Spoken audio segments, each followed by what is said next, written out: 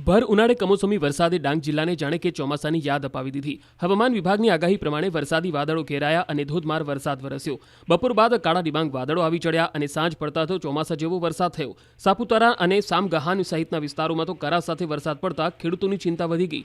જો કે વેકેશનમાં સાપુતારા પ્રવાસે આવેલા પ્રવાસીઓને ભર ઉનાળે વરસાદ અને કરા પડતા સાપુતારાનો આહલાદક માહોલ માણવા મળ્યો।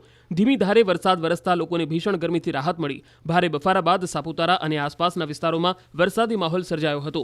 ગુજરાતનું એકમાત્ર ગિરિમથક સાપુતારામાં વરસાદ થતા વાતાવરણ ખુશનુમા બની ગયું। અતિશય ગરમીમાં વરસાદ પડતા વાતાવરણમાં ઠંડક ફેલાઈ ગઈ। જો કે ડાંગર, વરાઈ, નાગલી જેવા પાકને નુકસાનની ભીતિ ખેડૂતો સેવી રહ્યા છે।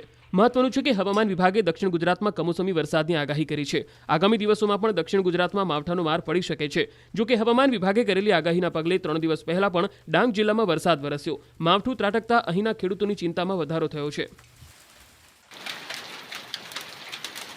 રાજ્યમાં સાયક્લોનિક સર્ક્યુલેશનની અસરથી કમોસમી વરસાદ વરસ્યો। દાહોદમાં ગાજવીજ અને ભારે પવન સાથે માવઠાનો માર પડ્યો। દાહોદના લીંબડી નગરમાં પવન સાથે વરસાદ ખાબક્યો। લીંબડીના ગ્રામ્ય વિસ્તારોમાં પણ બપોર બાદ વાતાવરણ પલટાયું અને કેટલાક વિસ્તારોમાં ધોધમાર વરસાદ વરસ્યો। ગરમી બાદ વરસાદ વરસતા લોકોને બફારાથી રાહત થઈ, પરંતુ ખેડૂતોની ચિંતામાં વધારો થયો। વરસાદી માહોલ વચ્ચે દાહોદ પંથકમાં તેજ પવનને કારણે વંટોળિયો ફૂંકાયો। આખા દિવસના ઉકળાટ બાદ વંટોળિયો ફૂંકાયો હતો। દ્રશ્યમાં જોઈ શકાય છે કે રોડની બાજુમાં ભારે પવનને કારણે વંટોળિયો ફૂંકાઈ રહ્યો છે। ધૂળની ડમરી સાથે વંટોળિયો ફૂંકાતા રસ્તા પર જઈ રહેલા વાહન ચાલકોને મુશ્કેલીનો સામનો કરવો પડ્યો। આ તરફ નર્મદા જિલ્લાના વાતાવરણમાં પણ પલટો જોવા મળ્યો। ડેડિયાપાડાના અંતરિયાળ વિસ્તારમાં કમોસમી વરસાદ થયો। સરીબાર, કોકમ અને મોહબી સહિતના ગામોમાં ભર ઉનાળે વરસાદ વરસતા ખેડૂતોની ચિંતામાં વધારો થયો। અસહ્ય ઉકળાટ બાદ વરસાદથી વાતાવરણમાં ઠંડક ફેલાઈ ગઈ।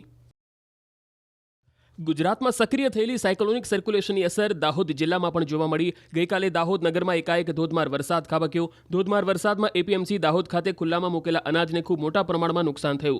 રાજ્યમાં આગામી દિવસોમાં કમોસમી વરસાદની આગાહી છે, ત્યારે દાહોદમાં ચોમાસા જેવો વરસાદ ખાબક્યો। વરસાદી વાદળો ઘેરાતા દાહોદ એપીએમસી દ્વારા વેપારીઓને વોટ્સએપ દ્વારા જાણ કરવામાં આવી હતી, જેમાં ખુલ્લામાં મૂકેલા અનાજને સલામત સ્થળે ખસેડવા જણાવાયું। પરંતુ વેપારીઓ પોતાનો માલસામાન ખસેડવાની કામગીરી હાથ ધરે તે પહેલા જ ભીષણ ગરમી બાદ અચાનક વરસાદ થયો।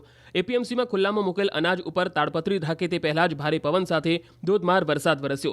ખુલ્લામાં પડેલા ઘઉં, ચણા, સોયાબીન, મકાઈ, કણબી અને કઠોળને મોટા પાયે નુકસાન થયું। દાહોદ એપીએમસી સમગ્ર ગુજરાતમાં મોટું અનાજ માર્કેટ હોવાથી અહીં અત્યારે ચાલુ સિઝનમાં પુષ્કળ અનાજની આવક થઈ રહી છે, જેથી વેપારીઓ દ્વારા અનાજ મૂકવાની જગ્યા નહીં હોવાથી ખુલ્લામાં અનાજ મૂકવાની ફરજ પડી હતી। પંથકમાં ઓચિંતા પડેલા વરસાદને કારણે વેપારીઓનું તો નુકસાન થયું જ, સાથે સાથે ખેતરમાં ઉભેલા પાક જેવા કે મગ, સોયાબીન, ઘઉં, મકાઈ, કેરી, લીંબોડી સહિતના પાકને પણ ભારે નુકસાન પહોંચતા ખેડૂતો પણ ચિંતિત બન્યા।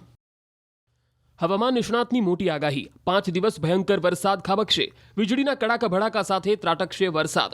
ભર ઉનાળે ગાજવીજ, તોફાન અને તેજ પવન સાથે વરસાદ ખાબકશે। આ આગાહી કરી છે હવામાન નિષ્ણાત પરેશ ગોસ્વામીએ। આગામી દિવસોમાં રાજ્યના મોટાભાગના વિસ્તારોમાં ચોમાસા જેવો વરસાદ ખાબકવાની આગાહી કરી છે।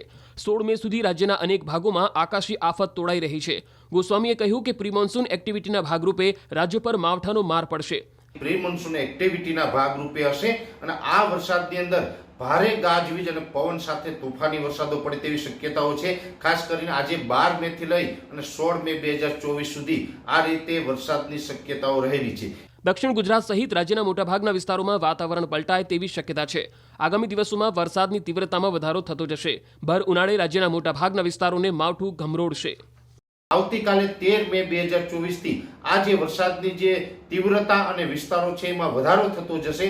13, 14, 15 અને 16 આ 4 દિવસ છે। આ 4 દિવસ દરમિયાન રાજ્યના મોટા ભાગના વિસ્તારોને આવરી લેશે।